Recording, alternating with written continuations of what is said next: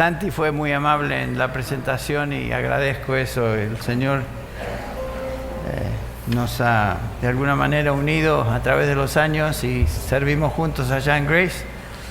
Y es un honor, un privilegio. Realmente uno dice estas palabras porque normalmente las usa, pero es un privilegio genuino estar aquí con ustedes y estar en este ministerio que ya por un par de años estamos observando desde lejos, y gracias a Dios por lo que el Señor hace aquí a través de Santi y los que colaboran con él. Tiene un excelente equipo de trabajo, así que bueno, esta mañana tengo entendido que esta es la porción de la escuela dominical, así es, y luego viene el servicio principal. Me gustaría hoy, siguiendo el tema general de la santificación que hemos estado estudiando juntos durante la conferencia, aquellos que fuimos parte de la conferencia, que vamos a abrir nuestras Biblias a 2 de Timoteo capítulo 3. 2 de Timoteo 3, y vamos a dar lectura a los versículos del 15 al 17, una porción de la Escritura bien conocida por la mayoría de nosotros, y existe una conexión muy casi directa con lo que hemos estado estudiando estos días. Vamos a leer las palabras de Pablo a Timoteo, su delegado ahí en la ciudad de Éfeso, pastor. Dice así: y que desde la niñez has sabido las sagradas escrituras, las cuales te pueden dar sabiduría que lleva a la salvación mediante la fe en Cristo Jesús. Toda escritura es inspirada por Dios y útil para enseñar, para reprender, para corregir, para instruir en justicia, a fin de que el hombre de Dios sea perfecto, equipado para toda buena obra. Como ya mencioné, Pablo se está dirigiendo a su hijo en la fe y delegado en la ciudad de Éfeso, delegado apostólico, y tiene estas palabras tan interesantes o significativas para este siervo de Dios, y le recuerda a Timoteo dónde comenzó su peregrinaje.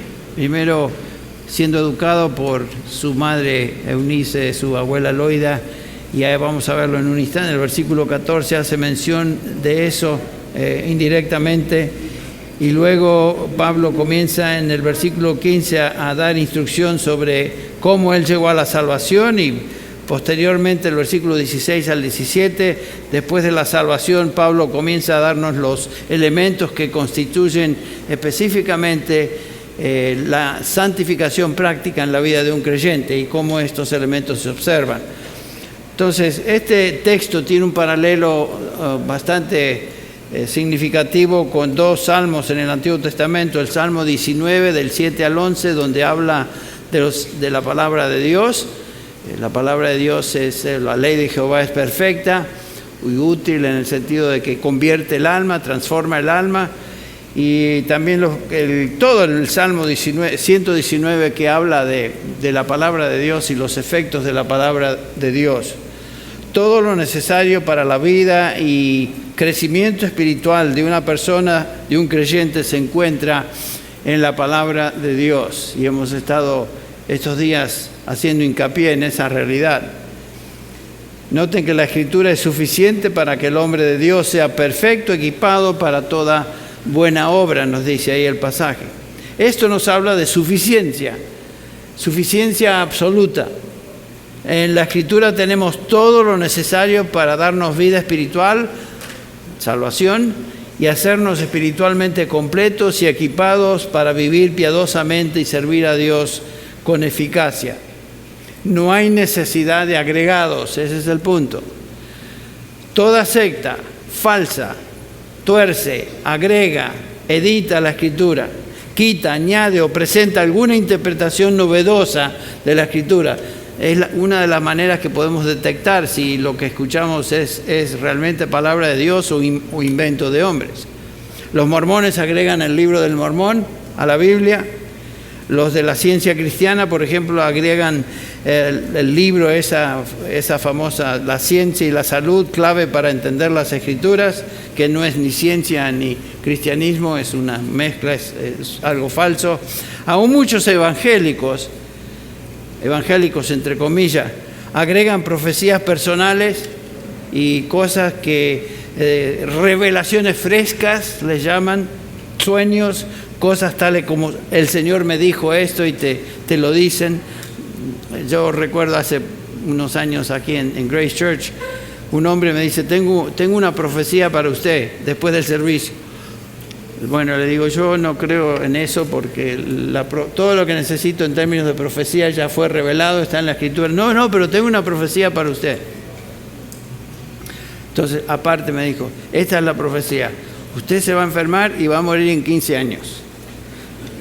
Bueno, por lo menos tengo 15 años, le dije, no estoy tan preocupado. Por lo menos la profecía me dio unos 15 años de vida, ¿no? Pero tonteras de ese tipo, y eso fue algo leve. Tengo entendido que aquí hay una iglesia donde tienen revelaciones y profecías personales a los asistentes de esa iglesia. Qué interesante, ¿no? Por lo general fallan todas esas profecías, pero eso es revelación extra. Nadie necesita eso. La Escritura es suficiente, todo lo que necesitamos. Todo lo que es adicional a la fe es algo que innecesario y falso. Todo esto es lo que vemos en estas expresiones o afirmaciones que dije de los mormones y la ciencia cristiana.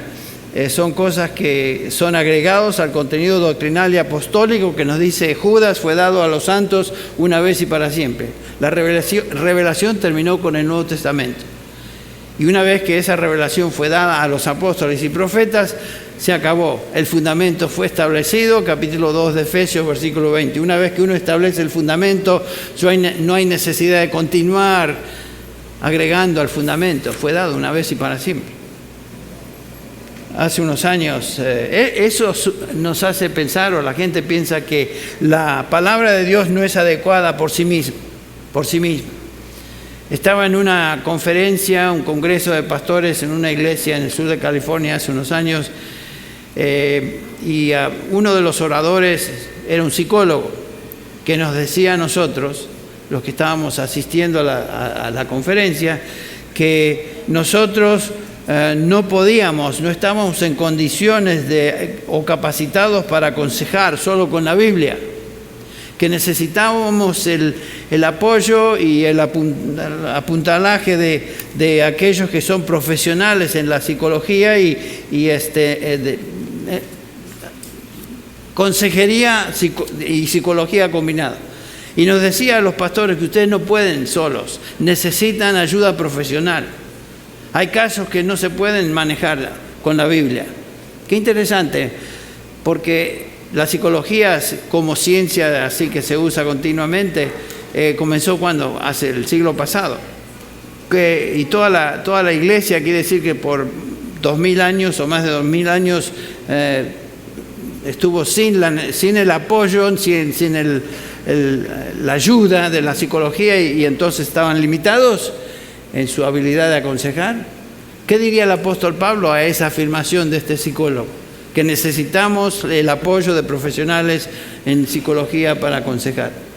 Es absolutamente absurdo, es una actitud y una posición intolerable para aquellos de nosotros que nos llamamos cristianos y que estamos comprometidos con la Escritura.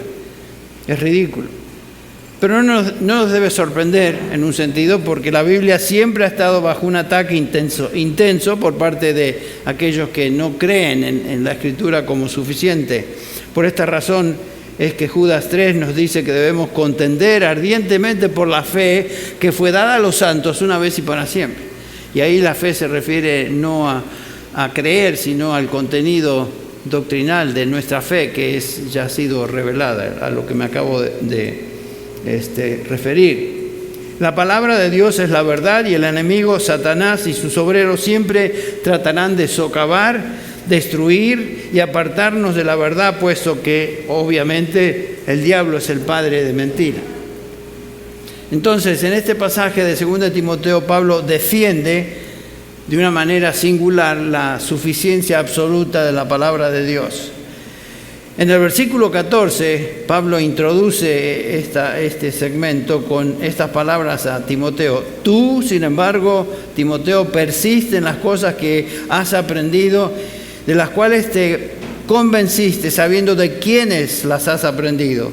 Y ahí me referí, sabemos que Timoteo recibió instrucción bíblica desde pequeñito, desde chico, por parte de su madre Eunice y su abuela Loida. Y el versículo 2 Timoteo 3:10 dice, pero tú has seguido mi enseñanza, conducta, propósito, fe, paciencia, amor y perseverancia. La instrucción que había recibido Timoteo fue por parte de su mamá y su abuela desde que era un niño, y por parte más tarde del apóstol Pablo. Y Pablo le hace saber a Timoteo, mira Timoteo, todo lo que recibiste es la palabra de Dios. La instrucción que te dieron y te di es la palabra de Dios. No te desvíes de ella. Persiste. Es algo que esta mañana estaba meditando en eso. Qué importante es eso. Que no nos apartemos de lo que hemos recibido y de lo cual nos hemos convencido. Esta es la palabra de Dios. Y es suficiente. No importa lo que otros digan, no importa que si algo novedoso sale o esta persona a quien conozco bien y se declara profeta, lo que sea, dice estas cosas. Tú persiste, Timoteo, en lo que has aprendido, de lo cual te has persuadido. Yo estoy persuadido de la fe en Cristo Jesús. Yo estoy convencido del Evangelio. Entonces no puedo dejarme mover en mi posición de convicción bíblica de eso y realmente tomar esta actitud, persistir en lo que he aprendido. Lo he recibido de la Escritura, lo he recibido de mis padres, lo he recibido de maestros a través de los años del seminario y lo he recibido a través de estos largos 27 años de la instrucción que hemos recibido en el contexto de Grace Community Church bajo la enseñanza de nuestro pastor principal, John MacArthur. O sea, yo estoy persuadido, yo no puedo desviarme de eso. Entonces, le recuerda esa posición Pablo a Timoteo, mira, persiste. Y después esta palabra, esta frase en el versículo 16, porque toda escritura, Timoteo, toda escritura es inspirada por Dios. Este es el origen de la escritura. No tiene origen humano, es de Dios, del mismo aliento de Dios. Sofonusos. Toda escritura. Venimos a la escritura con una actitud de humildad, porque el suelo que estamos pisando ahí, como se nos describe ¿se acuerdan cuando Moisés estaba en el monte Horeb y ve esa zarza ardiente y se acerca para ver y el ángel del Señor le dice, no te acerques, el piso que estás con tus sandalias tocando es tierra santa? Y esa debe ser la actitud que nosotros debemos tener con la palabra de Dios. Esto es suelo santo.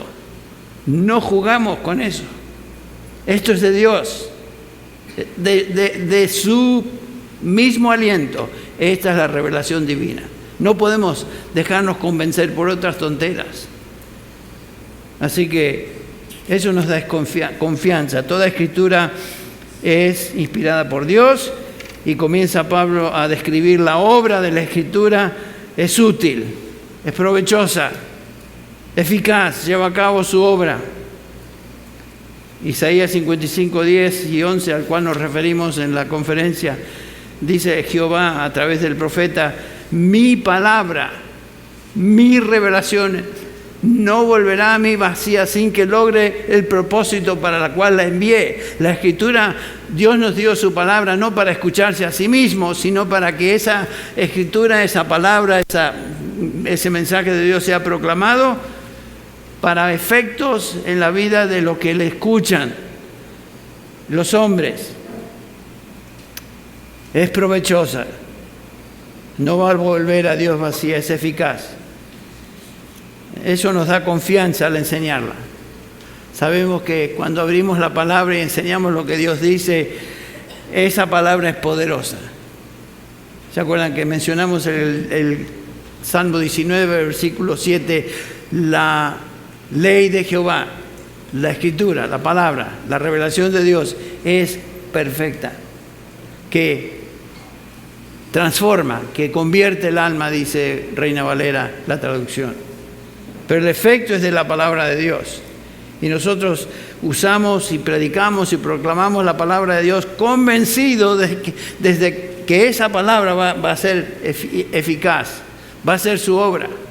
Yo no tengo que temer. Si a veces uno dice como predicador, bueno, ese mensaje no fue muy bueno, aquí ojalá le hubiera cambiado esto, ojalá le hubiera hecho este énfasis, pero si yo estoy enseñando la palabra de Dios, realmente lo que tiene impacto y eficacia no es el orador, es la palabra. El orador es simplemente un medio, un instrumento. Cuando gente venía a Charles Spurgeon y le decía, pastor, gracias, magnífico sermón, gracias, y lo felicitaban, y dice, ¿por qué felicitan al guante? Den gloria a Dios, no hablen al guante, dice yo, y esa es la idea, yo soy simplemente un guante en las manos de Dios, pero no feliciten al guante. Hay alguien en ese guante, es la mano de Dios, y eso es lo que él quería decir. Bueno, notamos que la Escritura es eficaz y aquí el apóstol Pablo nos habla de 5 efectos, 5 productos, 5 resultados de la palabra de Dios. En el versículo 15 ya hemos sido introducidos al primer resultado, el inicial. Desde la niñez, dice Pablo a Timoteo, has sabido las sagradas escrituras, las cuales te pueden dar la sabiduría que lleva a salvación. No podemos llegar a salvación a menos que seamos guiados por la instrucción bíblica acerca de la salvación. Dice Pablo en Romanos 10, 17, así que la fe viene por el oír y el oír por la palabra de Dios o la palabra de Cristo. Entonces, el efecto inicial no es automático. Dios en su propósito soberano determina quiénes son sus elegidos, como escogidos, como escuchamos anoche, pero la palabra de Dios tiene el efecto de salvar. Proclamamos su palabra descansando que esa palabra va a traer convicción en el corazón de los oyentes y los va a llevar como Timoteo a ser sabios de entender que la salvación que está revelada en la palabra de Dios. No hay sustitutos. Debemos proclamar la palabra de Dios a los perdidos. El Evangelio es siempre el mismo y es el Evangelio revelado en la palabra de Dios, es el que predicamos. Y esa palabra va a traer convicción a los oyentes en los planes y propósitos de Dios, convicción y fe a aquellos que Él ha llamado a salvación. Pero hay un segundo elemento que aquí se menciona, que es el resultado de la palabra. Primero, solo para pensar, no convencemos a nadie con argumentos en cuanto a la salvación. A veces yo cuando era jovencito en la fe pensaba que yo podía convencer a alguien con algún argumento particular y de eso lo iba a llevar a fe. No, ¿qué voy a argumentar? ¿Qué argumento puedo dar? El apóstol Pablo nos dice que por argumentos humanos nadie se salva, el capítulo 1 de 1 Corintios. Pero hay este segundo efecto. Y a partir de este efecto, enseñanza, los demás tienen que ver con la santificación en la vida del creyente. Primero la salvación y luego, una vez que esa persona es salvada, estos son los efectos de la palabra de Dios. Y el versículo 16 nos enseña eso. Versículo 16. Toda escritura es inspirada por Dios y útil, primer elemento de la santificación, útil para enseñar. Útil para enseñar.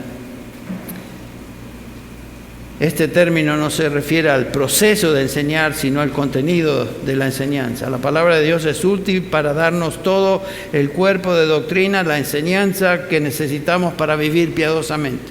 Es útil para enseñar. Este es el depósito de la verdad, del cual Pablo le dice a Timoteo en el capítulo 6, versículo 1 de primera de Timoteo. Timoteo, guarda lo que se te ha encomendado y evita las palabrerías vacías y profanas y las objeciones de lo que falsamente se llama ciencia. Esta es una referencia a los gnósticos. retén, 2 de Timoteo 1:13, retén la norma de las palabras sanas que has oído de mí en la fe y el amor de Cristo Jesús. La Biblia nos provee el contenido de doctrina necesario para ayudarnos a formar convicciones y guiarnos en toda nuestra conducta. Es como un depósito en el banco de la verdad de Dios, y en cualquier momento de necesidad podemos retirar de nuestra cuenta en ese banco principios y verdades para situaciones particulares. ¿Qué es lo que la Biblia me dice en cuanto a esto? ¿Qué me enseña en cuanto a esta situación? ¿Qué actitud debo tener? ¿Qué es lo que debo hacer en esta otra situación? Etcétera. La Escritura tiene respuestas en cuanto a eso. Estaba hablando con un inconverso hace ya unos años, creo que era en el banco, y este hombre conversando, estaba arreglando algo, no me acuerdo exactamente qué, pero me decía, ¿y usted qué hace? ¿De qué vive usted? Bueno, yo soy pastor evangélico y soy pastor en una iglesia y yo predico el evangelio, y me pregunta como algo extraño, ¿y cuánto predica? ¿Cuánto dura una predicación? Y le digo, más o menos de 45 o 50 minutos. Se quedó sorprendido el hombre, dice, eso es increíble. Me dice, ¿a quién le interesa conocer la Biblia y lo que dice hoy en día, lo que la Biblia dice hoy en día? Yo creo, me dice, que para la mayoría la Biblia es irrelevante. ¿Cómo vamos a gastar 50 minutos a hablar de algo que no tiene sentido? Es irrelevante. Bueno, esa es la actitud de alguien que es totalmente secular. Le dije, mira, para un cristiano la Biblia es de suprema importancia porque es la palabra de Dios y constituye el manual por el cual nos guiamos en esta vida. Nosotros, cristianos, queremos saber lo que Dios dice. Cuando la Biblia habla, Dios habla. Claro, me miraba con cara rara, como diciendo, este está afectado, está mal aquí. Pero no es irrelevante, le digo, ni aburrido conocer lo que Dios dice. Bueno, a él no lo convenció, pero esa es la realidad. La Biblia provee dirección para cada circunstancia por medio de principios y preceptos. Ayer Michael nos habló acerca de cómo aplicar ciertos principios de la Escritura en situaciones específicas y nos demostró cómo la Biblia es relevante para muchas cosas. Siguiendo esa simple actitud de pensar a través de ese esquema que nos presentó ahí, fue algo muy significativo. Pero la Biblia es relevante, es útil para enseñar. Pero noten que hay otro efecto que aquí se menciona, útil para enseñanza, el segundo, para reprender, o redarguir, dicen algunas traducciones. La palabra que Pablo usa aquí es el legmos, que tiene la idea de confrontar a alguien con su mala conducta o falsa doctrina. Reprensión de conducta o falsa doctrina. La palabra de Dios lleva a cabo este ministerio de edificación y construcción, pero también confronta, desmenuza, reprende todo aquello que está torcido o aquello que es equivocado. La palabra de Dios reprende cuando estamos mal, apunta con convicción a lo que es pecado en nuestra vida. Y yo espero que el Espíritu Santo nos ayude en esta mañana a ver ciertas áreas, tal vez que Él quiere enseñarnos y nos está tocando con su palabra. A menudo cuando leemos la palabra o la palabra está siendo predicada, escuchamos la palabra y se nos enseña la palabra de Dios, podemos notar ese poder de reprensión. Toca áreas de nuestra vida que estamos mal, falta de santidad, falta de sensibilidad a cosas de Dios. La luz de la palabra nos ilumina en áreas donde todavía nos encontramos en cierta oscuridad y nos vemos confrontados con la verdad. Y eso a menudo comienza con un malestar y duele darse cuenta que uno está mal en estas áreas. De repente vemos áreas, actitudes, conducta que tienen que cambiar. De eso nos habló también Michael ayer. Notamos egoísmo, mal genio, vanidad, amor propio, protección propia, falta de amor a otros, infidelidad a Dios. Y uno como creyente que ha sido renovado, ha sido transformado, ve esas cosas aún en nuestra vida Y uno dice, ¿cuánto me falta? Qué cosa, qué terrible, que yo quisiera ya haber llegado a un nivel donde eso ya queda afuera, queda a un lado, pero no queda afuera. Es una lucha continua hasta el día que el Señor nos lleve a su presencia. Es una lucha entre la verdad de Dios, el Espíritu de Dios que reside en nosotros y la carne en la cual nos encontramos. Este cuerpo que aún no ha sido redimido, con todas las tendencias de ese cuerpo. Es una lucha continua. Luchamos contra, se nos mencionó también, contra el diablo y sus huestes espirituales. Es algo impresionante. Luchamos con nuestra carne y nos encontramos en un contexto que yo le llamo territorio enemigo, que es el mundo, controlado por el maligno, por Satanás. Así que imagínense, nuestros enemigos son formidables, no podemos luchar solos. El día final, cuando se termina todo, es cuando Cristo venga por su iglesia y ya no habrá, como nos decía Luis anoche, ya no habrá lucha, ya no habrá dolor, ya se acabó la lucha, pero entre tanto estamos ahí y necesitamos la palabra. Hay un pasaje muy conocido en capítulo 4 de Hebreos, versículos 12 y 13, donde nos habla de este aspecto de la palabra de Dios. La palabra de Dios es viva y eficaz, dice el autor de Hebreos, y más cortante que cualquier espada de dos filos, que penetra hasta la división del alma y del espíritu, de las coyunturas y los tuétanos, y es poderosa para discernir los pensamientos y las intenciones del corazón.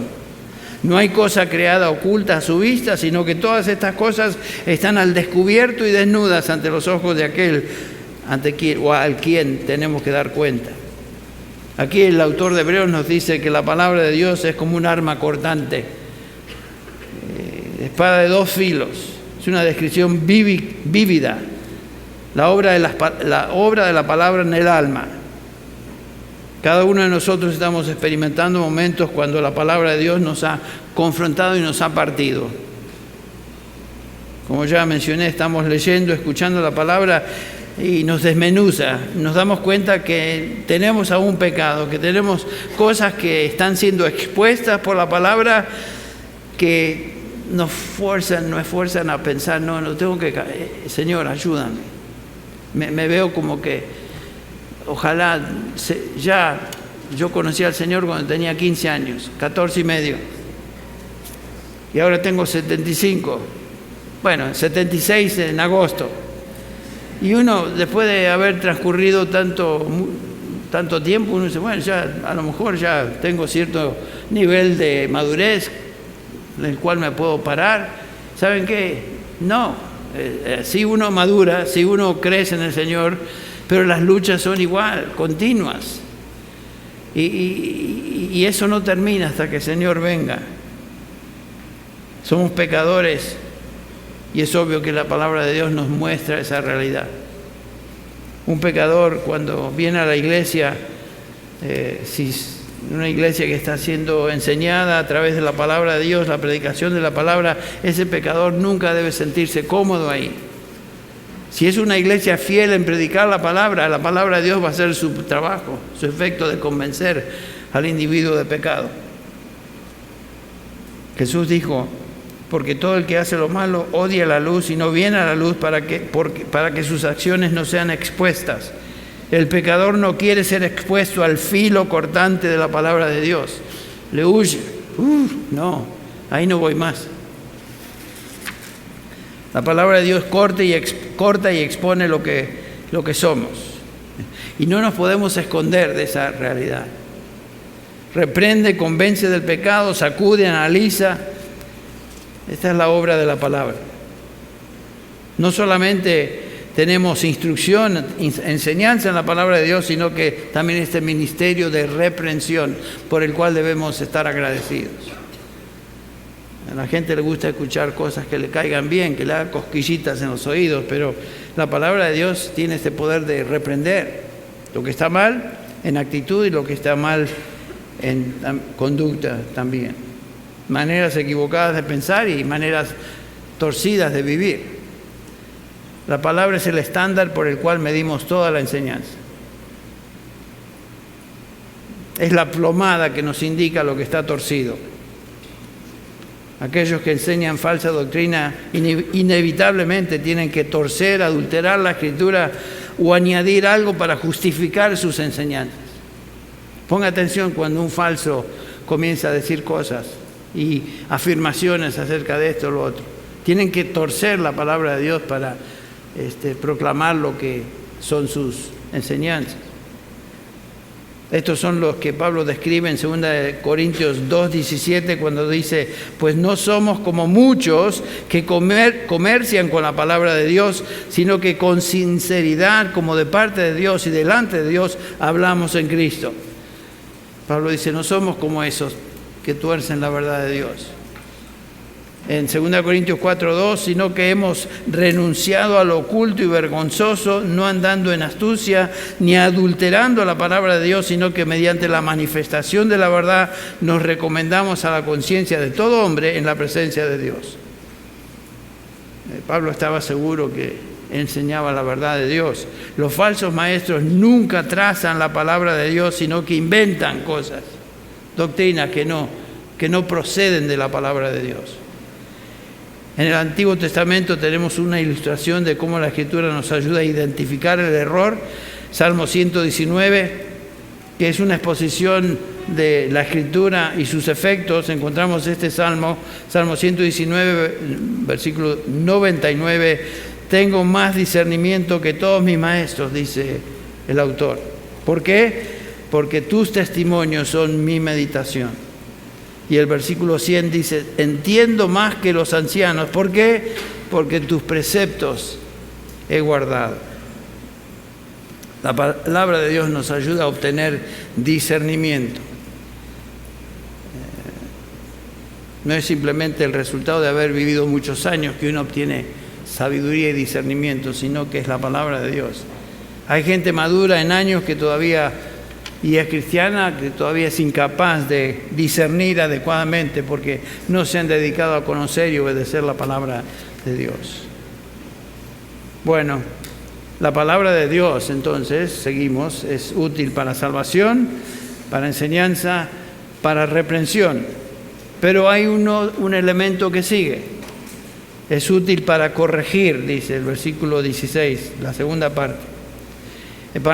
Epanorthosis es el término ahí. Es la única vez que se usa en el Nuevo Testamento. Tiene la idea de restaurar algo a su estado original. Algo que se destruye, arreglarlo a su estado original. La Escritura no solamente expone y condena el pecado y aquello que es falso en nuestra vida, sino que también nos lleva a cabo un ministerio de reedificar, restaurar, enderezar, levantar.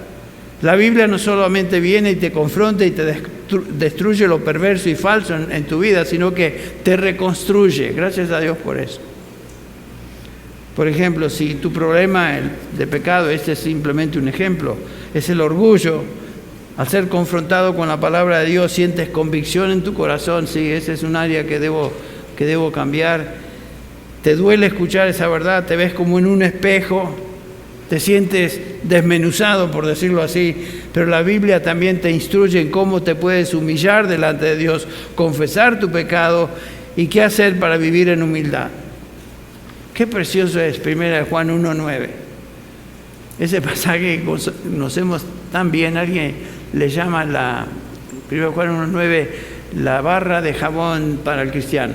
Si confesamos nuestros pecados, Él es fiel y justo para perdonar nuestros pecados y limpiarnos de toda maldad.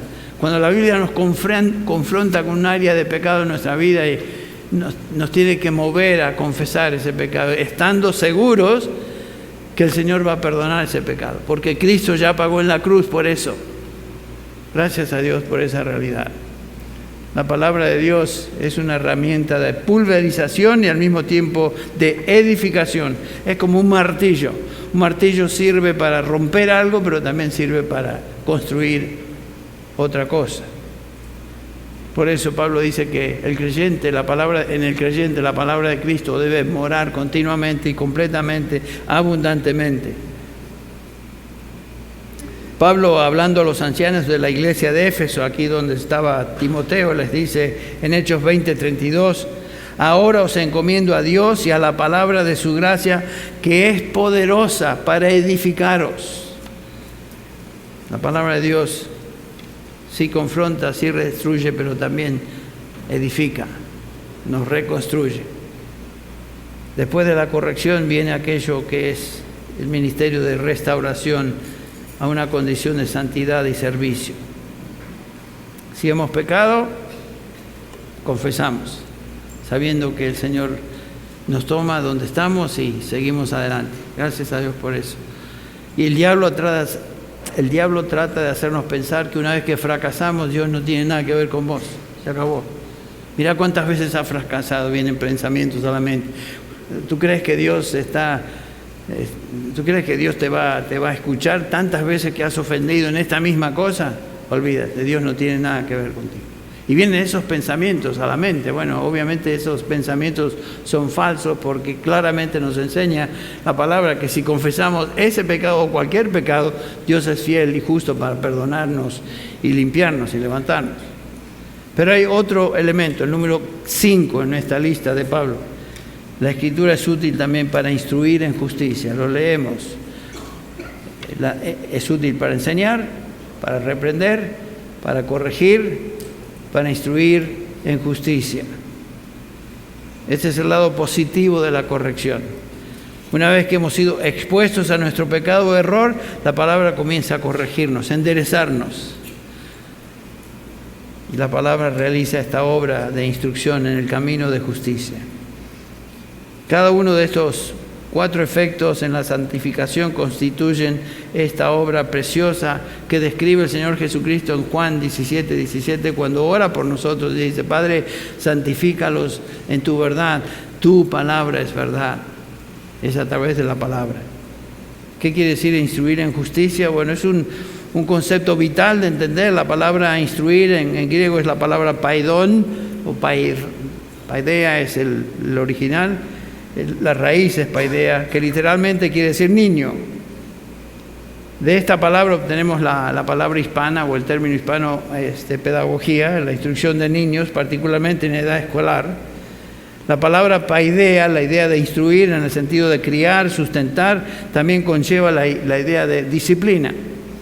Y lo vemos eso claramente en el capítulo 12 de Hebreos, donde cada vez que la palabra disciplina aparece, en estos versículos del 1 al 10, del 5 al 10, es una forma de la palabra paidea. Lo leo, escuchen y fíjense. Además habéis olvidado la exhortación que como a hijos se os dirige. Hijo mío, no tengas en poco la disciplina, y ahí aparece, del Señor. Ni te desanimes al ser reprendido por Él, porque el Señor al que ama, disciplina. Y azota a todo aquel que recibe por hijo. Es para vuestra corrección que sufrís. Dios os trata como a hijos, porque ¿qué hijo hay a quien su padre no discipline? La palabra paidea otra vez. Pero si estáis sin disciplina, de la cual todos han sido hechos participantes, entonces sois hijos ilegítimos y no sois verdaderos. Además tuvimos padres terrenales para disciplinarnos, la palabra paidea otra vez, y los respetábamos. Con cuánta más razón no estaremos sujetos al Padre de nuestros espíritus y viviremos. Pero ellos nos disciplinaban, la misma palabra, paidea, por pocos días como les parecía, pero Él nos disciplina, es la idea, para nuestro bien, a fin de que participemos de su santidad. Estamos en este concepto de santificación y santidad. Aun cuando estamos siendo disciplinados por el Señor, el propósito no es negativo, el propósito es crecer en santidad, ser más como Él. Y el versículo 11, al presente ninguna disciplina parece ser causa de gozo, sino de tristeza. Sin embargo, a los que han sido ejercitados por medio de ella, les da después fruto apacible de justicia. Otra vez la idea es alguien que camina en santidad. El autor de Hebreos nos está diciendo que Dios pone a cada uno de sus hijos a través de este proceso de instrucción que incluye información, nutrición, pero también incluye a veces disciplina donde duele, donde duele. Todos ustedes, me imagino, han tenido padres que de vez en cuando han demostrado ese cariño. Mi padre demostraron ese cariño por medio de una vara de mimbre muy flexible y hacía este ruido. Y llegaba el momento de experimentar la disciplina y era muy dolorosa. No nos golpeaban y nos dejaban, pero nos daban ahí donde, ustedes saben, donde la espalda cambia de nombre y las piernas, y nos daban. Y uno en el momento realmente no es causa de gozo. Y a veces nos ponían en fila a los tres hermanos sobre la cama, a ver, vamos, a cada uno. Y yo pienso en lo que este autor de Hebreos nos está diciendo. No era causa de gozo, sino de tristeza. Y Dios hace eso con nosotros. No exactamente, pero es justamente lo que Él hace con nosotros. Hay momentos que necesitamos disciplina. Necesitamos instrucción, pero necesitamos disciplina. Y eso sucede. Y el propósito es para que con el tiempo esa disciplina dé fruto apacible de justicia. La santificación práctica en la vida de un creyente. Entonces, la palabra de Dios es el medio de nutrición, de alimento. Obviamente lo necesitamos, es cosa de vida o muerte, la necesitamos. No de solo pan vivirá el hombre, dijo el Señor Jesús, sino de toda palabra que sale de la boca de Dios. Debemos crecer como niños recién nacidos, dice Pedro, desear la leche pura de la palabra para que por ella crezcáis para salvación. No hay crecimiento, no hay madurez sin la palabra de Dios. El tiempo de cada uno de nosotros, el tiempo que pasemos cada uno de nosotros en la meditación diaria, el estudio, la lectura de la palabra de Dios va a proveer crecimiento, alimento a nuestras almas. Y no tenemos tiempo de cubrirlo, pero el Salmo 19 nos enseña ahí los versículos del 7 en adelante, del 7 en adelante, acerca de la ley de Jehová, una descripción de la ley y luego el efecto de esa ley. Pueden leerlo en sus casas y observar título, atributo y efecto. Pero regresando a 2 de Timoteo, la palabra puede hacerte sabio para salvación. La palabra es útil para proveer el fundamento doctrinal. La palabra reprende, cortando profundamente, revelando tus áreas de pecaminosidad, reprendiendo aquello que es falso y errado. La palabra también te reconstruye y edifica y finalmente te instruye en el camino de justicia. Entonces, todo esto indica que la palabra de Dios es suficiente. Es suficiente. ¿Y cuán suficiente es? Versículo 17. A fin de que el hombre de Dios sea perfecto, equipado para toda buena obra. La palabra de Dios, o la palabra perfecto, aquí es la traducción de la palabra que puede traducirse como completo. Cuando decimos que la palabra de Dios es suficiente para todo lo que tiene que ver con nuestra vida espiritual, estamos diciendo exactamente lo que la Biblia nos enseña. ¿Qué más necesitamos para ser completos, perfectos en nuestra vida espiritual? Nada más. Es la palabra. Y simplemente termino con esta ilustración.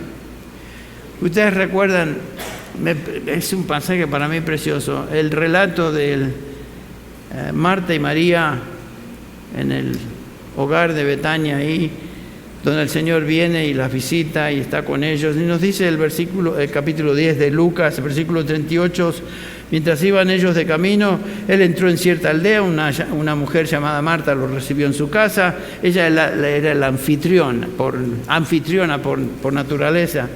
Y ella tenía una hermana que se llamaba María, que estaba sentada a los pies del Señor, escuchaba su palabra. Pero Marta estaba preocupada con los preparativos de la casa y acercándose al Señor le dice: ¿no te importa que mi hermana me deje servir sola? Suena como algunos de nosotros, ¿no? Muy ocupados en tantas cosas. Y el Señor le responde: Marta, Marta, tú estás preocupada y molesta por tantas cosas, pero una cosa es necesaria, y María ha escogido la buena parte, la cual no le será quitada. ¿Qué había escogido María? había escogido sentarse a los pies del Señor, escuchar su instrucción, su palabra. Eso, comparado con el resto de las cosas, no tiene nada que ver. Y María había escogido, dice el Señor, la buena parte, que no le será quitada. Marta, no es que Marta era una mala creyente, pero estaba preocupada con cosas secundarias, cosas que turban, cosas que realmente no son lo básico, lo importante. Por supuesto, es algo que es una lección para mí, también y para cada uno de nosotros. Lo que necesitamos por sobre todas las cosas es la palabra de Dios, la palabra de Cristo. Y en el contexto de este pasaje, todos nos encontramos en diferentes carriles del peregrinaje espiritual, en diferentes grados de crecimiento, diferentes grados de madurez, y la palabra de Dios es lo que nos hace crecer. Algunos de ustedes necesitan la palabra de Dios para ser salvos, porque aún no conocen el camino de salvación, o si lo conocen, no han respondido en fe al Señor Jesucristo y lo han recibido como su Salvador y Señor. Pero una vez que son salvos, o que somos salvos, cada uno de nosotros tenemos diferentes necesidades que la palabra de Dios provee. Algunos de ustedes necesitan doctrina, estar instruidos en la palabra de Dios y sus preceptos. Otros necesitan reprensión, otros necesitan estar confrontados. Finalmente, algunos de ustedes necesitan ser corregidos, enderezados. Algunos de ustedes necesitan edificación o instrucción de la palabra para creer, para crecer, ser maduros. La palabra de Dios produce todos estos efectos. Cada uno de los efectos, a partir de la enseñanza hasta el último, tienen que ver con este proceso progresivo de la santificación, del cual hemos estado hablando estos días. Bueno, gracias a Dios que el Señor todavía tiene en su iglesia a personas como María, que ven como prioritario estar sentados a escuchar al Señor y su palabra. Y que creo que estamos aquí por esa razón. Nuestro interés es conocer la palabra de Dios, lo que Dios tiene que decirnos a través de su palabra, su verdad, y por eso nos encontramos aquí. Este es el remanente de la iglesia. Si vemos a la iglesia evangélica en su panorama mayor, son muy pocos los que buscan la palabra de Dios como suprema en sus vidas, pero nosotros estamos aquí. Los hijos de Dios siempre somos un remanente, una minoría, nunca seremos mayoría. No nos preocupemos por esas mega churches que existen por ahí, lugares donde hay miles y miles de personas. El Señor Jesús nunca quedó impresionado con las multitudes, simplemente las dio de comer, hizo milagros, por eso le seguían, pero cuando llegó el momento de decidir, comenzaron a dispersarse, así como las cucarachas cuando se prende la luz en la cocina en la madrugada y desaparecen, así las multitudes. Y es cuando el Señor se dirige a los suyos: ¿queréis acaso iros vosotros también? Y Pedro, similar a María: Señor, ¿a quién iremos? Tú tienes palabras de vida eterna. Y eso es lo que estamos aquí nosotros escuchando y buscando. Vamos a orar para terminar. Señor, gracias te doy en esta mañana, en estos momentos de reflexión y meditación, en un pasaje tan importante. Señor, ayúdanos a discernir, ayúdanos a entender lo que tú tienes para cada uno de nosotros. Gracias porque tu palabra es suficiente para llenar toda necesidad espiritual, toda necesidad de nuestra alma. Señor, ¿a quién iremos? ¿A dónde iremos? Tú solamente tienes palabras de vida. Se encuentran en tu revelación escrita. Gracias, Padre, por esto. Pedimos que nos lleves con bien, que, Señor, durante la semana, durante estos días, estemos meditando, pensando en estas realidades y que traigan ánimo a nuestro corazón. Somos tuyos, somos tus hijos, tus discípulos, y deseamos tu palabra. Señor, bendícenos en el nombre de Jesús. Amén.